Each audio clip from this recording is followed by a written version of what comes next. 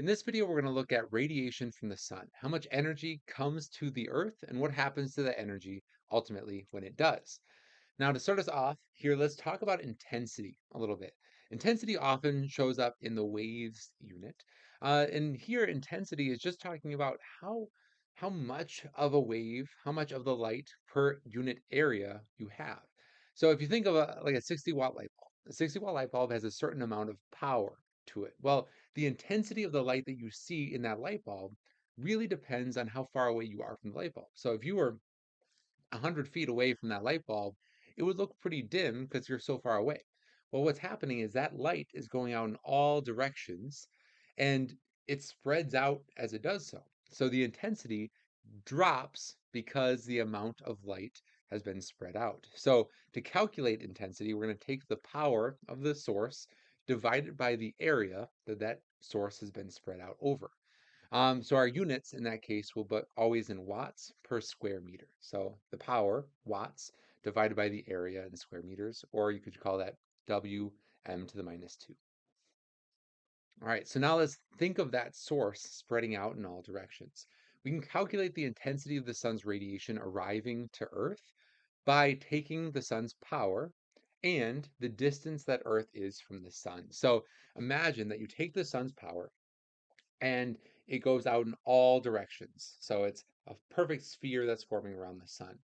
The amount that that sun's power has been diluted by the time it gets to the Earth really depends on the sphere that the Earth sits on. So the Earth experiences just part of the overall sun's amount of energy. It's just taking whatever the intensity is at that point in space. So we can take the sun's power as our power and divide it by the area of this sphere that Earth sits on. So to figure that out, we need to know the distance that the Earth is from the sun. It is 150 times 10 to the 6 kilometers. This is the radius of this sphere. Let's convert that into meters. So that's 150 times 10 to the ninth meters.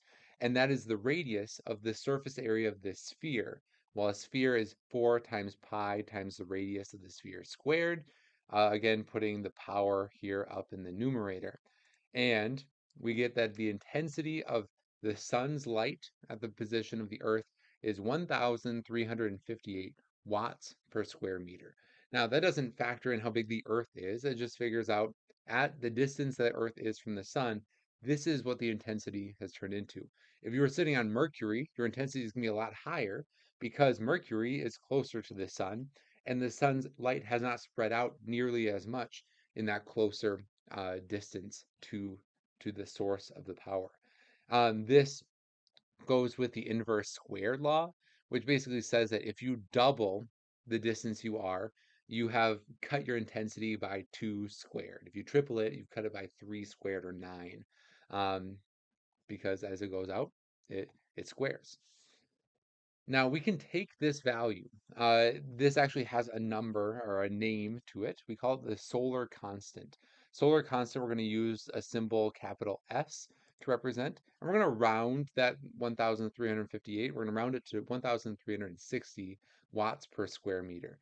You'll see that showing up in the IB Physics data booklet under the list of constants. That's the solar constant, capital S there. You'll notice that it is in scientific notation 1.6 or 1.36 times 10 to the third watts per square meter. It's the same value that you see there. Now we can take that and imagine now that the Earth is going to capture a certain amount of that intensity. Intensity is how much power per area. Well, the Earth doesn't capture an infinite amount of area.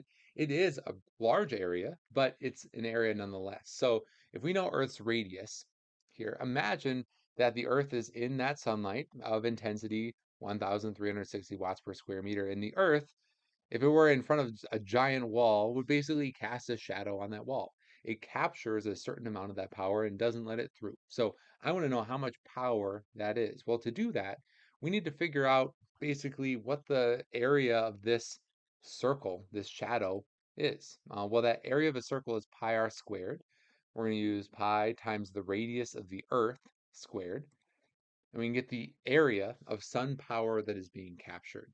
Notice here, I'm not using the surface area of a sphere because the whole sphere doesn't really matter here. It's just chopping off a circle because as the sun sees it, it's this two-dimensional circle that is capturing that sunlight. Well, if I know that that is the total amount of area that the Earth captures, and I know that the sunlight is giving us 1,360 watts per square meter, I can use that basically as a conversion and figure out, okay, if every square meter has 1,360 watts, how many watts in this many square meters? So that size of the um, the size of the shadow that's being cast. Well, we multiply those together, we get 1.7 times 10 to the 17th watts. All right, that's a lot of power that the Earth is absorbing. That's the total power being received by the Earth. But the thing is, the whole Earth isn't receiving that power at the same time because the Earth is a sphere. So if I take that total amount of power and I divide it evenly among everybody on the Earth, well, the surface area of the Earth is a sphere. So if I take that total power and divide it to get the average intensity over the area of Earth's surface, I'm going to basically divide it by the area of the sphere of the Earth. So 1.7 times 10 to the 17th watts divided by 4 pi r squared using the radius of the Earth, I get 340 watts per square meter.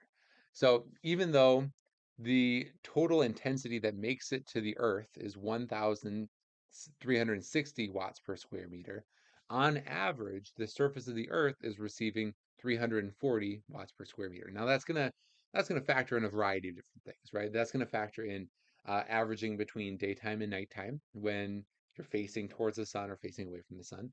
It also averages out certain latitudes that some people won't receive as direct of sunlight, so might receive a lower value on average, and some people closer to the equator will receive a higher value on average. But overall, it will average out to 340 watts for every square meter of Earth's surface. Now, what happens when the sunlight gets to Earth's surface? Well, there are two different values that are going to be important for us to understand this journey with, and that's albedo and emissivity. Albedo is basically a measurement of how much light has been reflected. So the albedo is the percent of the energy that's reflected back out into space. It's the power scattered by the body divided by the incident power, how much power there was to begin with. Emissivity is basically the opposite. It's how much was absorbed. We see emissivity in the Stefan-Boltzmann equation. It's that same E that's here.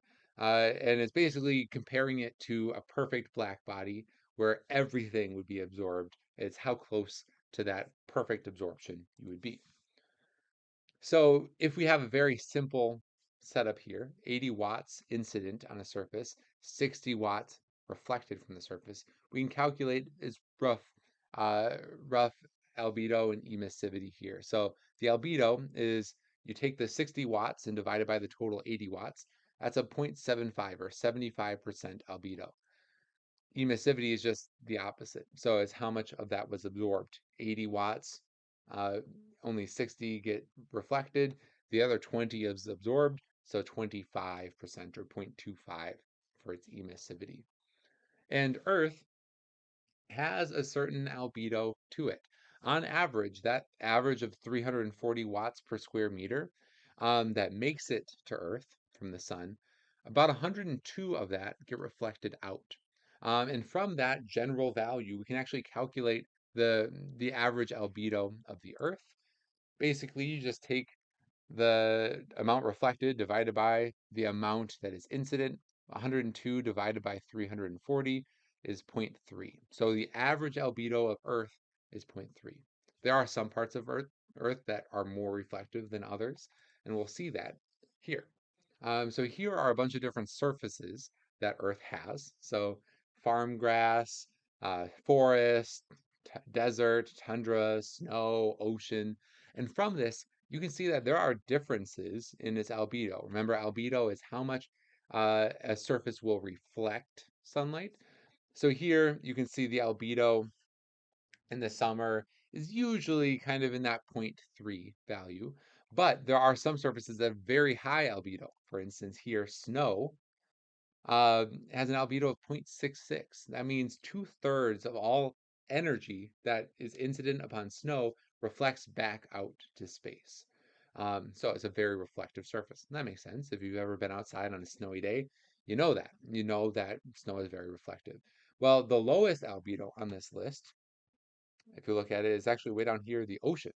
0.07 as albedo. It absorbs a ton of energy. Most of the energy that is absorbed by the Earth is absorbed into the ocean. Ocean makes up a pretty large amount of Earth's surface, and it is very, very dark. So it absorbs quite a bit of that energy. Now, when we talk about climate change and some of the factors that are speeding this up, this will be a really important conversation. As snow caps and ice caps are melting, we are losing some of our highest albedo and gaining extra of our lowest albedo. That's not a great trade if you want to keep your energy balanced. This is a map showing some of the albedo of the different surfaces. And here you can see, well, based on that information that we just saw with snow, that here in very northern climates, you have a pretty high albedo that's showing up there. You'll also see a high albedo showing up in the desert. So you can see here the Sahara Desert has quite a bit of reflective surface as well.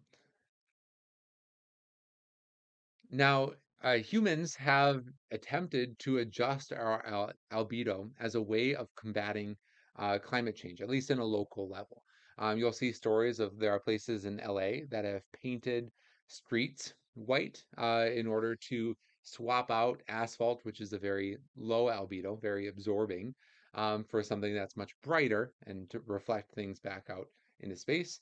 New York has painted a huge amount of square footage of rooftops in the city white. Now, the idea of this is to lower the overall temperature in those cities so that the city itself doesn't serve as a heat sink, absorbing all of that energy.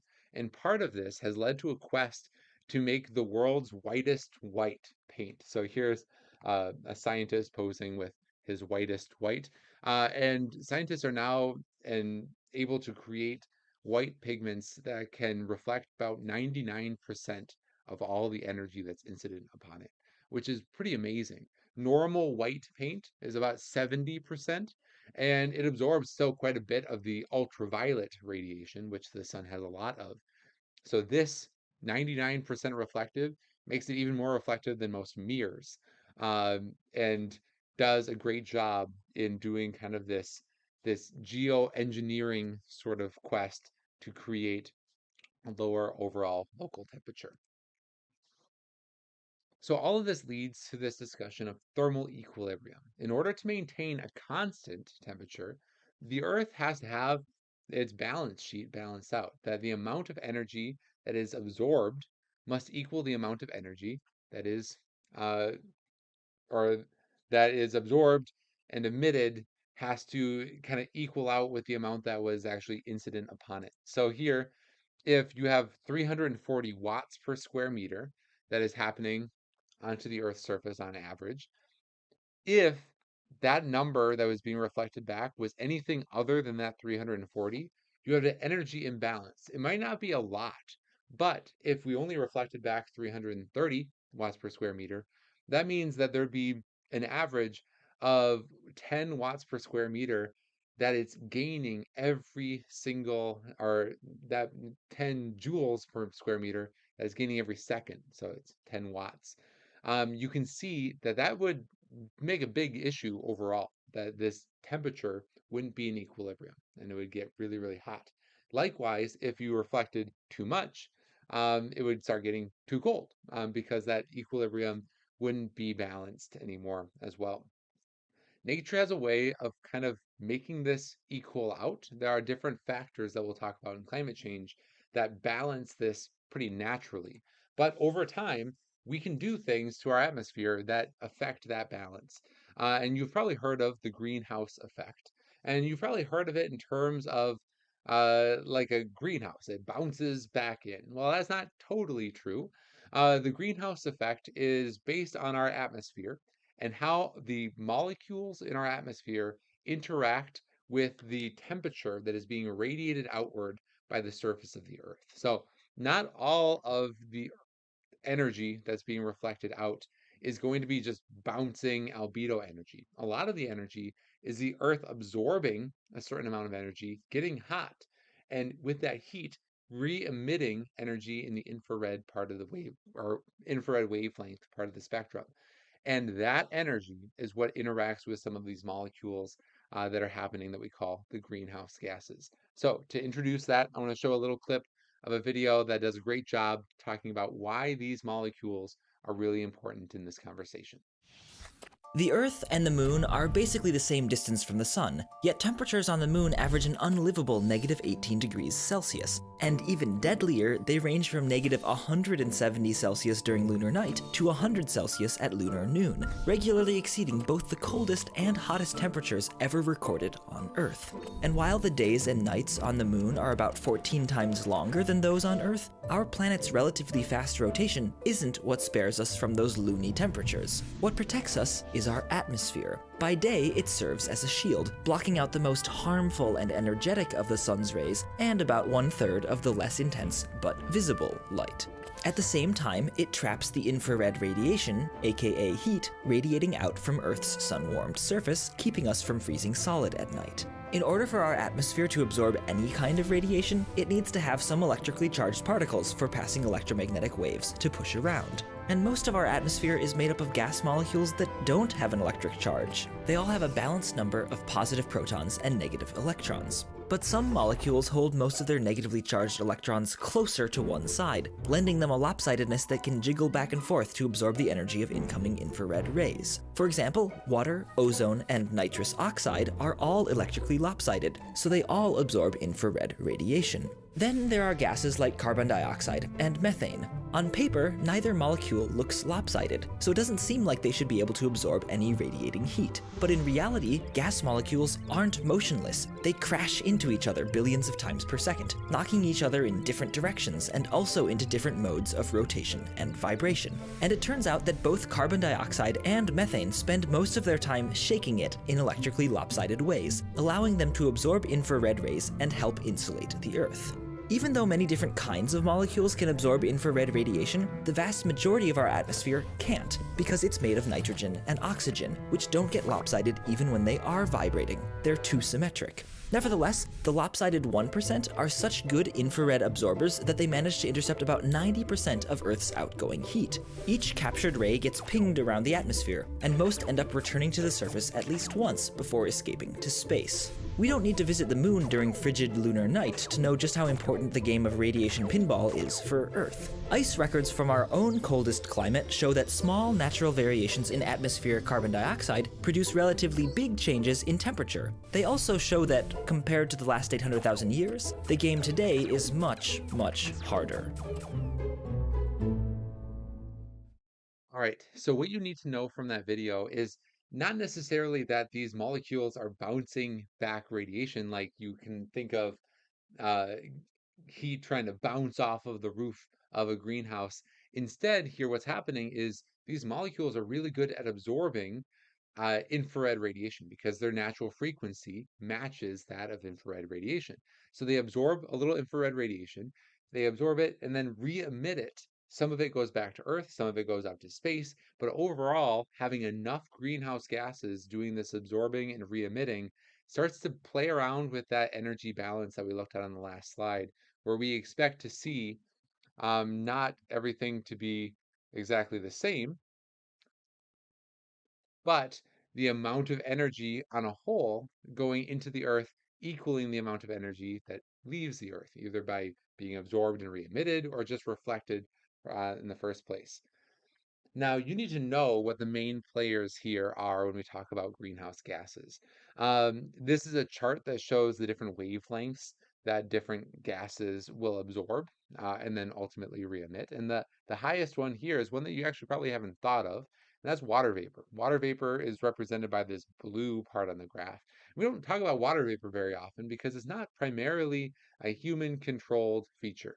Now, the amount of water vapor certainly can vary in the atmosphere. One of the biggest factors that can increase the water vapor is changing the overall temperature the overall climate of the globe.